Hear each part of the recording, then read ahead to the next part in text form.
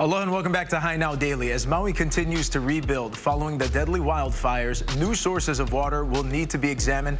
We sat down with the director of the Maui County Department of Water Supply, who has brought a new perspective to the Valley Isle.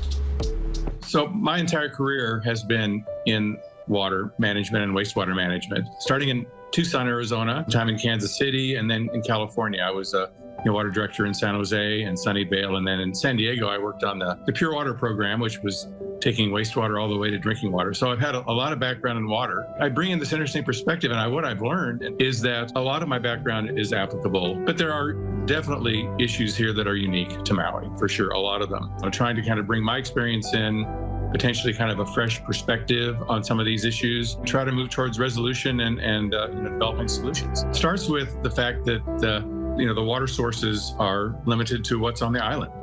When we go back to the Hawaiian culture, they were very focused on making sure that they were living within the means of what the island provides, and the land and the water were so critical to the culture. And by the way, we can learn a lot from how that was managed in the past, for sure. Certainly, we're getting less rainfall than we did years and decades ago, largely because of climate change, and kind of changing wind directions have changed where the rain falls. And everyone's saying, you talk to people up country and around Maui, they're getting less rain than they used to. A big part of the Maui water supply is the surface water, which kind of also sets Maui apart. And then there's the whole issue of the infrastructure.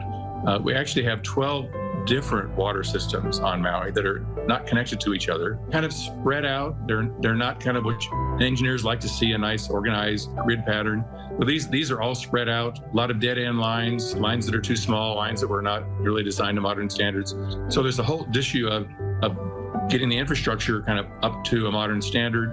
The third issue is just staffing. It's difficult to get a lot of engineers, especially planners and engineers, IT technicians and so on Maui. We do have some really amazing staff, and the recent fire has brought out how these people have been working so hard, doing their normal job and dealing with all the issues that have come up from the fire.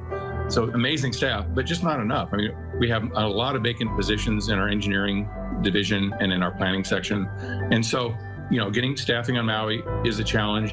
And then the fourth big issue is kind of the funding. Just been kind of historically underfunded, which was partly because the water was inexpensive in that it came through these ditches, right? But in the future, and we have to develop new sources, it's going to get more expensive. So we have to make sure we have the funding to support, upgrading the infrastructure and developing new sources. Maui is kind of opportunistic. Nothing wrong with that, right? But these ditches were in place, cultural and traditional uses of water, which are really important.